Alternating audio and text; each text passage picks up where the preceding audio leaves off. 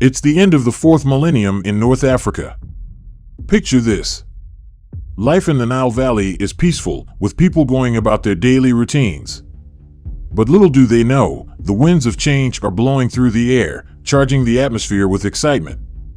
In the south, an entirely new civilization is sprouting up like a desert flower. And guess what? Their ambitious king has big plans for expansion up north. Introducing Mace, the mighty ruler of Ta-seti, also known as Nubia. This guy means business. He's about to send his army marching towards Egypt, ready to conquer all opposition that stands in his way. He's aiming to establish himself at Edfu with his son, god Horus, and their loyal followers. Together, they're on a mission to conquer the entire land and lay the foundation for what we now know as Kemet. But hold on a second, guys. Here's where things get interesting. This story we're diving into today, well, it might not have happened exactly like that. The names might not even be 100% accurate. Turns out, this tale comes from an ancient mythological text called the Edfu texts. It was a seriously significant Kemetic text, packed with mythical and symbolic storytelling using real events as their canvas. That's why it shares some striking similarities with what archaeologists later discovered about Kemet's early days. According to their mind-blowing discoveries, the true hero of the tale is a man named Narmer. He hailed from the southern regions, and get this, he conquered the northern part, just like those Edfu texts described. Narmer became the very first king to unite the entire country under his rule. Talk about a legendary conquest, right? But wait, there's more. The Palette of Narmer.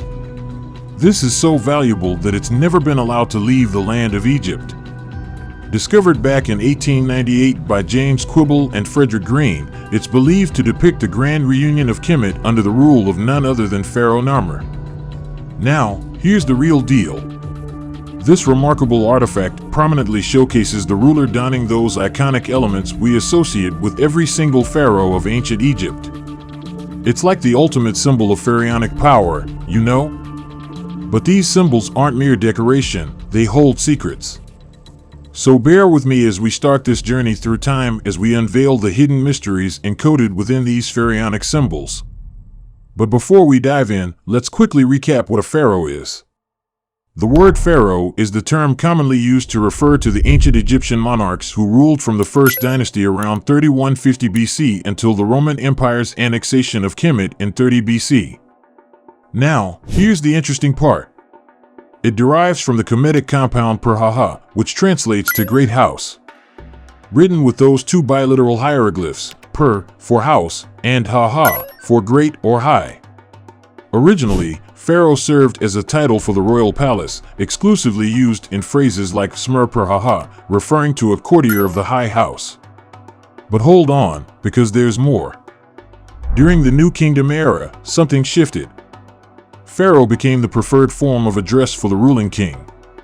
The earliest instance we have of this specific usage is in a letter addressed to the 18th dynasty king Akhenaten, who reigned from 1353 to 1336 BC. And you know how it was addressed? As Great House, the Lord. Here's a fun comparison for you. Think of how we refer to the White House today, the headquarters of the highest authority in the United States, the president. When the president speaks, you often hear the media say, "The White House has spoken." This idea of associating the ruler with their palace? It actually originated in Africa. Talk about the incredible influence of the African continent on our world. Now, if you've dabbled in ancient Egypt, you've probably noticed their knack for codification. Conventions were everywhere, from the depiction of human beings to poses and measurements. It's what made ancient Egyptian artifacts instantly recognizable. And let me tell you, these conventions had a profound impact on shaping other civilizations in their early stages, like ancient Greece, for example.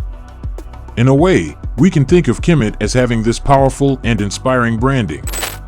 And let me tell you, guys, those conventions extended to their rulers as well.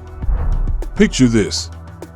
All rulers donned the same type of outfit, making it clear that they were godlike figures, all sons of Osiris and manifestations of his son Haru, setting them apart from commoners. These outfits remained consistent throughout the civilization's rise and fall. Sure, they may have made additions and variations over time, but the core elements remained constant for thousands of years. That's no small feat.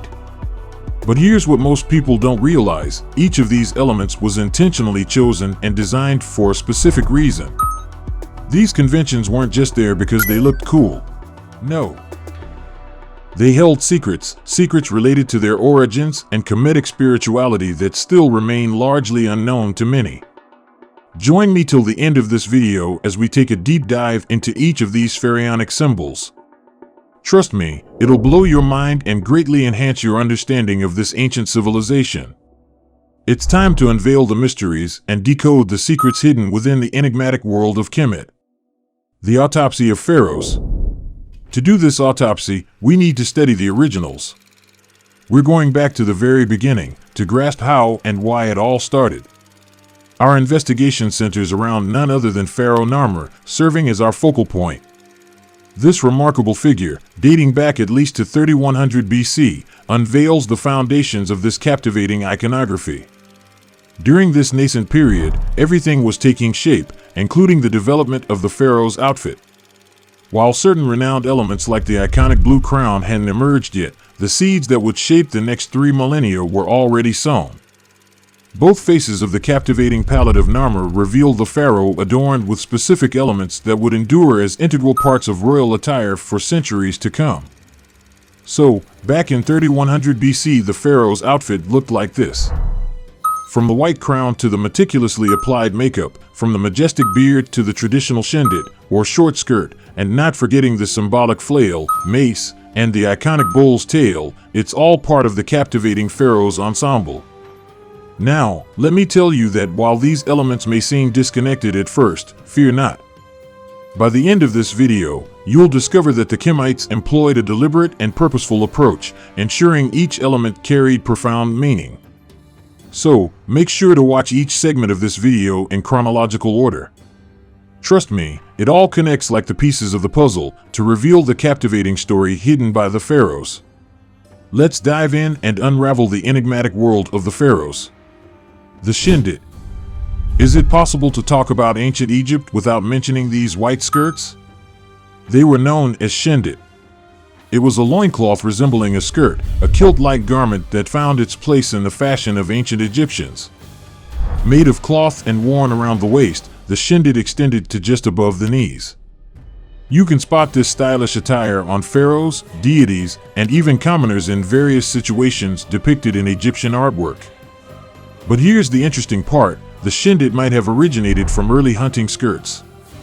Imagine those skirts allowing freedom of movement for the wearer. That's probably why even the military personnel donned a version of the Shindit, as they needed that flexibility in battle. Now, let's talk about different variations. Higher-ranked individuals, or those from the upper class, sported Shindits made of finer materials. Pharaoh Amenhotep III himself rocked a golden Shindit. Talk about luxury. The Shindit was the go-to outfit for the harsh, hot, and humid climates of the desert. In terms of design, the front of the garment could be worn with a front slit to facilitate leg movement, or without a slit, all wrapped up. When it came to the military, they had their own version of the Shindit. These were tighter at the waist and looser at the bottom, making maneuvering in battle a breeze. Now, let's explore the origins of these fashionable skirts. I've got a theory that might pique your interest. Take a closer look at the Shindit. Notice its different parts. We've got the center part, the side parts around the waist, and the belt part.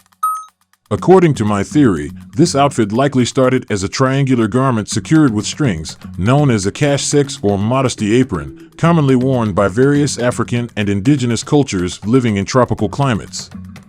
These triangular garments served the purpose of protecting private parts while leaving the bottom open. You can still find similar styles among groups like the Khoisans in Africa or tribes in Papua New Guinea who still live a hunter-gatherer lifestyle. Remember, experts think that the Shindit might have originated from early hunting skirts. Now, here's the catch: since these populations originated in tropical areas, they didn't need extensive coverage. And the textile industry didn't exist yet. Covering the entire body was useless and expensive. So, they focused on what truly mattered while keeping the rest well ventilated. And let's not forget the crucial factor, their abundant melanin. These people had plenty of melanin in their skin, which was vital for survival in those intense sun-soaked regions. As the garment evolved, additional pieces were added to cover the bottom, resulting in the classic ancient Egyptian outfit we know as the Shindit. Take a moment to appreciate the similarity here. The ancient Egyptians and other Black African groups lived shirtless. That's how they are depicted in all their depictions, even the rulers. The use of the Shindit confirms the tropical origins of the Kemites, further emphasizing their abundant melanin to shield themselves from that scorching sun. Keep this in mind, and let's move to the next symbol. The makeup. Now let's talk about something that's hard to miss when it comes to pharaohs, their makeup. Both men and women in Kemet rocked the beauty game like nobody else. But why did they wear it? Well, my savvy viewers may remember that we've touched on this topic in a previous video. If you haven't seen it yet, I highly recommend checking it out after this one for an even deeper dive. But don't worry, we'll still cover the essentials right here. In the Pharaoh's regalia, we find makeup, a practice with fascinating reasons behind it. According to researchers, Kemites believed that makeup served a protective function, shielding them from infections and the harsh rays of the sun. You see, Kemet was situated in a tropical environment, basking in abundant sunlight. And as we all know, too much of a good thing can sometimes be harmful. So, applying makeup helped protect their eyes from the intense rays, giving them that extra layer of defense. But wait, there's more. Makeup also had a symbolic purpose. You see, the pharaoh wasn't just an ordinary mortal, oh no. The pharaoh was believed to be a manifestation of God on earth, entrusted with the sacred duty of warding off evil influences.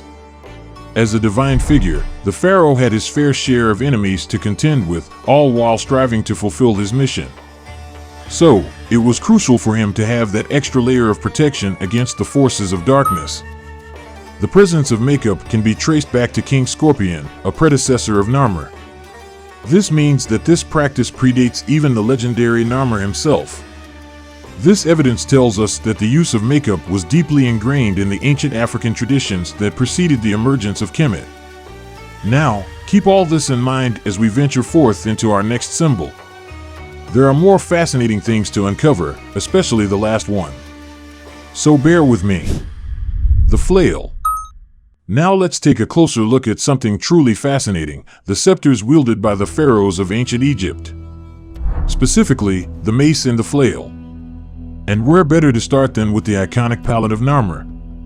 On the palette, we see our mighty king holding these two powerful symbols of authority. However, let's focus on the flail scepter, a key element in the regalia of the Kemetic royalty. This ceremonial weapon, with its distinctive long handle and freely swinging beaded ends, holds a special place in the history and significance of royal power in Kemet. According to most scholars, the flail scepter's origins can be traced back to the late pre-dynastic period. It first appeared in depictions on its own, but its exact development remains somewhat uncertain. Some believe that its design evolved gradually from simpler agricultural tools, resembling a farming implement used for threshing grain. This connection to agriculture likely influenced its symbolic importance. In ancient Egyptian society, the flail scepter represented more than just the agricultural abundance. It symbolized the pharaoh's role as the shepherd of his people, responsible for their welfare, prosperity, and sustenance. By carrying the flail scepter, the pharaoh conveyed his authority and his commitment to ensuring the well-being of his subjects. It also represented the pharaoh's power and control over the nation. As Toby Wilkinson suggests, the flail's connection to goading livestock mirrored the ruler's coercive power. Just as a shepherd guides and restrains his flock, the pharaoh both encouraged his subjects and maintained order within the kingdom. Often seen in conjunction with the crook scepter, the flail created a powerful dual symbol of kingship. The crook represented the pharaoh's role as the guiding and protecting shepherd, while the flail embodied his ability to enforce order, punish wrongdoers, and maintain stability within the kingdom. Now, I must point out an important piece of information often overlooked in mainstream discussions. The use of the flail didn't solely begin in the pre-dynastic period of Egypt. Scholars tend to omit a critical fact: its presence among the rulers of Custal in Nubia who predated the Egyptians for at least 600 years. Take a look at this remarkable Custal incense burner. Here, we see a ruler seated on his throne, already holding the flail scepter. This provides evidence of the flail's existence not just in Egypt, but most likely originating in Nubia. Isn't it remarkable how these discoveries expand our understanding of the ancient world and the interconnectedness of different cultures? Now, let's keep this knowledge in mind as we continue our exploration of the pharaonic symbols. Have you ever taken a close look at the waists of pharaohs? Do you notice something?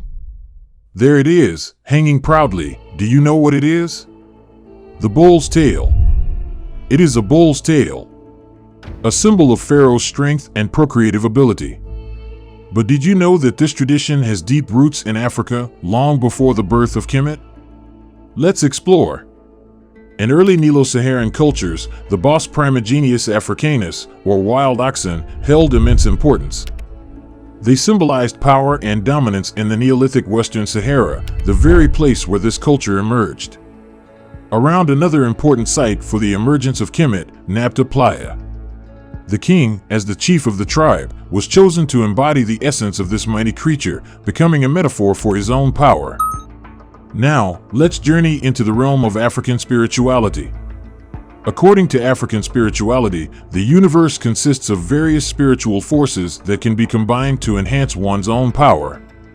To tap into this extraordinary energy, ancient Africans incorporated animal body parts into their attire. Take, for instance, the fact that other African kings and priests also wielded a bull's tail through the form of a fly whisk. Or just like the pharaohs, they wore panther skins, especially during important ceremonies like coronations, for example. By doing so, they added the life force of the bull to their own, amplifying their vitality. To defeat these kings, opponents had to possess a force greater than the combination of the king's life force and that of the bull, or the panther, a spiritual battle preceding any physical confrontation. The king's ability to hunt these wild bulls showcased his prowess, and it was believed that he harnessed their potent essence to conquer and subjugate his enemies.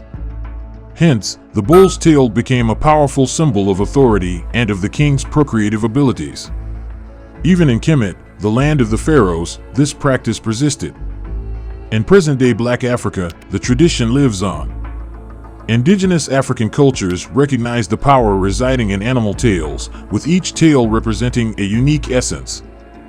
For example, in Nigeria, Babalawos and priests incorporate the bull's tail into their rituals, using it during Irukara and Iwowo prayers, dedicated to the well-being of the people. These sacred objects, known as fly whisks, now resemble the flail scepter of Kemet and can be found throughout Africa.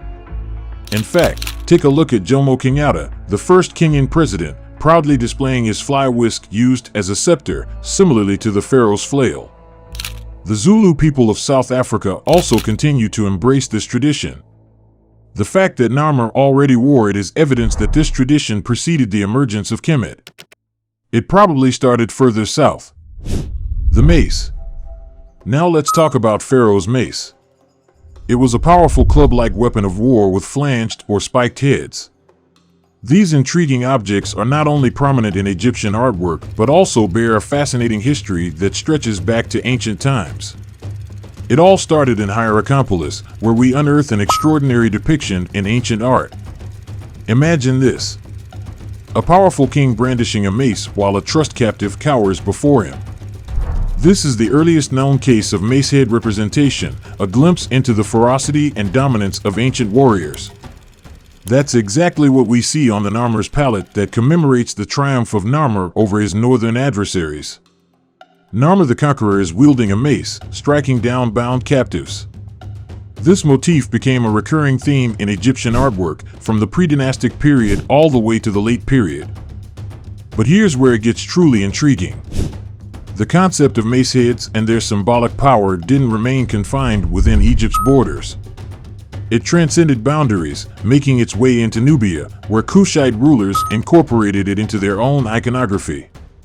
It's amazing to witness the transfer of cultural motifs across regions. However, in 1989, the brilliant Christoph Silowiks made an astounding find in the Nile Valley. He revealed that these mace heads were actually invented in Nubia, or what is now Sudan, during the pre-dynastic period. From there, this powerful tradition found its way to Upper Egypt, sparking a legacy that would shape the emergence of ancient Egypt. Once again, we see strong ties between Kemet and Inner Africa, as can be attested through all these pictures. The mace continues to hold its place as an essential element in the regalia of traditional Black African rulers, standing as compelling evidence that Christoph Silowiks' research holds true. The crown. In Kemet, social status was conveyed through crowns and hairstyles. The crown worn by Narmer was known as the Hedjit, or the White One. This magnificent crown represents the pharaonic Upper Egypt, or the land of origin of pharaohs, which was located in the south. But wait, there's more to the story. After the unification of Upper and Lower Kemet, the Hedjit joined forces with the Dishret, the red crown of Lower Kemet, giving rise to the Skent, the illustrious double crown of Kemet. The symbol often associated with the white crown is the vulture goddess Nekbet, standing proudly next to the cobra goddess Wadjet, the uraeus adorning the Skent. But here's the mind-blowing revelation: the origins of this crown predates Narmer himself. In the 60s, a team of archaeologists from the Chicago Oriental Institute embarked on a mission to save relics in the region of Nubia. Led by Dr. Keith Seal, this team made an astonishing discovery that forever changed the world's perception of ancient Egypt and human history as a whole. Their excavations took them to the area of Qustul in Nubia, and what they unearthed exceeded all expectations. They stumbled upon colossal graves, even larger than those of the greatest early Egyptian pharaohs. And what lay inside those tombs? Pottery, vessels, palettes, mace heads, gold objects, and precious stones adorned with extraordinary representations, 10 times more than what had been found in the entire country of Egypt. But here's the kicker: these tombs were not just any tombs. They were royal tombs. And guess what? They were older than the tombs of Egypt's first pharaohs. Scholars meticulously examined these remarkable findings, and a clear picture emerged. The individuals laid to rest in these graves were none other than kings who reigned at least 600 years before the first pharaohs of Kemet stepped onto the scene. Among the abundance of explicitly pharaonic imagery, there was one depiction that stood out as the crown jewel of evidence, an incense burner showcasing a falcon deity symbol of Horus, but especially the iconic white crown of Upper Egypt. Yes, the very crown later worn by Scorpio and Narmer in Egypt.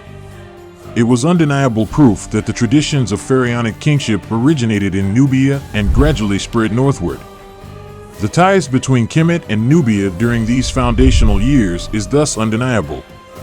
This groundbreaking discovery perfectly aligns with the remarkable work of Maria Carmela Gatto, who identified a cultural entanglement between Upper Kemet, which is the land of the Egyptian pharaohs, and Nubia. She boldly asserted that at that time, it made no sense to separate Kemet from Nubia because they were essentially one and the same, interconnected regions with a shared heritage. Can you believe it? This finding not only expands our understanding of Kemet, but also challenges the traditional narratives we've come to know. The beard. We can't talk about pharaohs without discussing their beards, those iconic symbols of power and authority. You see, no matter how the pharaohs were depicted, one thing remained constant: their majestic beards. These facial adornments held immense significance, representing not only their regal stature, but also their divine connection. The pharaoh's beard wasn't just a fashion statement.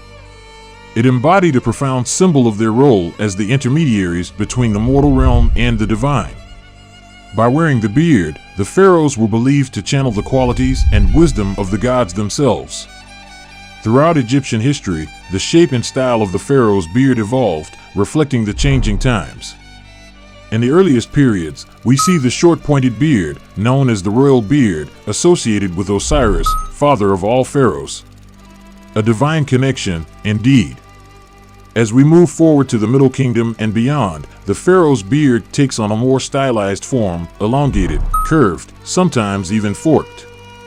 This distinctive style, known as the Amun beard, pays homage to the god Amun, a central figure in Kemet. It represents the pharaoh's divine authority, rooted in the association with Amun. Now, it's essential to note that not all pharaohs wore physical beards. In some cases, the beard was depicted as a ceremonial or ritualistic accessory rather than an actual facial hair feature. But let me tell you, whether real or symbolic, the significance of the pharaoh's beard cannot be understated. It embodied their divine authority and their profound connection to the gods. But hold on tight, family, because here comes the twist. Are you ready? In the 19th century, a French Egyptologist named Charles Quince stumbled upon a mind-boggling discovery. This symbol was the hieroglyphic symbol used to represent the pharaoh or gods. A seated man with a beard. Quince discovered that it was also used to designate the black Africans living deep within the continent. Astounding, isn't it?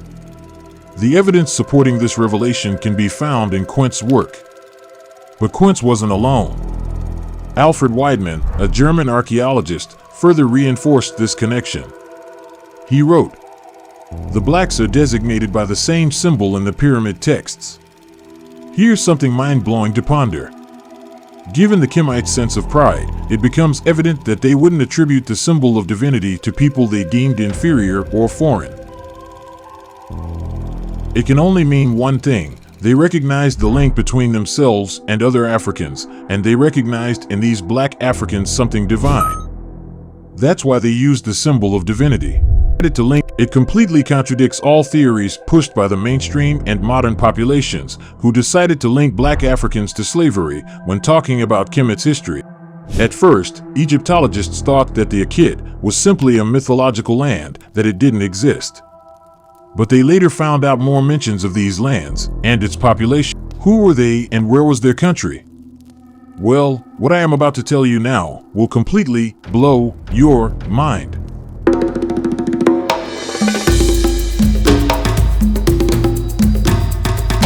These mysterious black people were known as the people of the Akit, translated as the horizontals. Their land was less accessible, very far in the south, but it was real. Real because Kemites had contacts with them. These people hold a prominent place in the texts of early dynasties. Notably, during the reign of Pepi II, his explorer Herkhuf documented their significance, as did Mentuhotep II in his own texts. They also appear in the Sacred Book of the Dead and in numerous texts from the illustrious 18th dynasty. Here is the symbol of the seated man with a beard appearing when mentioning these southern African lands. But where were they? Bear with me, we are going to investigate a bit. Did you know that to the ancient Egyptians, African foragers, or Pygmies, were known as the dancers of the gods? If we follow that logic, it means that the Pygmies must have lived in those gods' lands, or at least very close to it, right? Because they were supposed to entertain them. This detail leaves no doubt that these holy lands were located around Central Africa or the equatorial region. But wait, there's more. Let's journey deeper into Africa. The concept of beards as symbols of royalty and divinity resonates across the dark continent.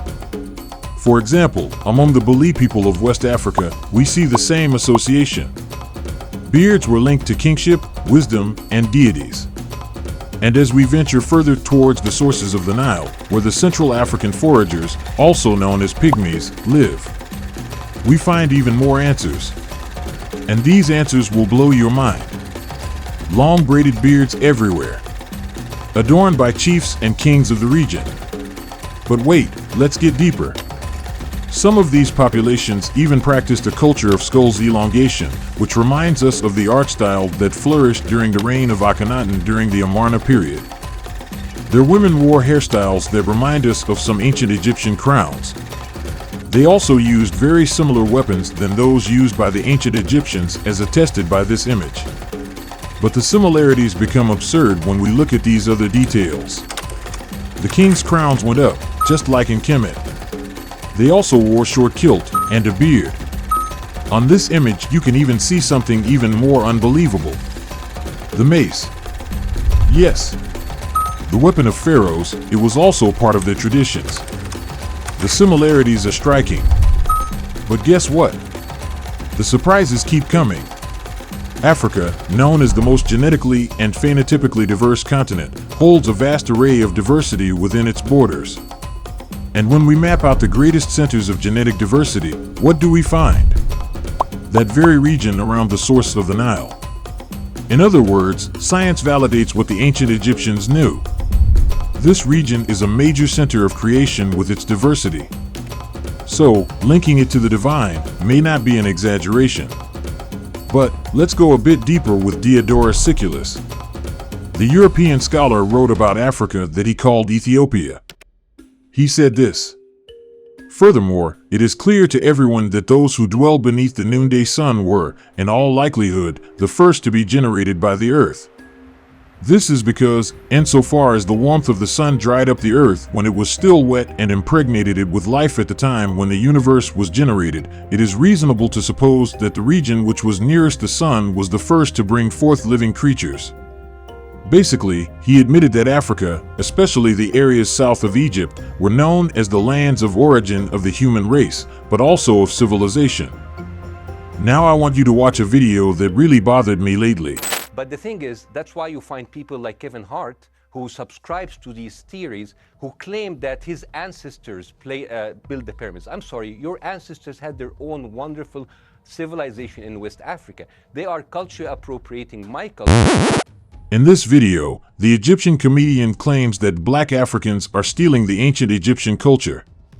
But here's the real kicker. And now I'm hearing that Zendaya, the very popular actor, who I would love her to play, but Zendaya ethnically is half Nigerian, half German, and now she's going to play.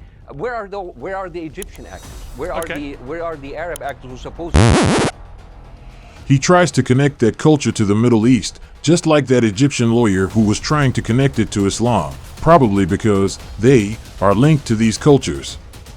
Talk about irony, right? Let me set the record straight once and for all.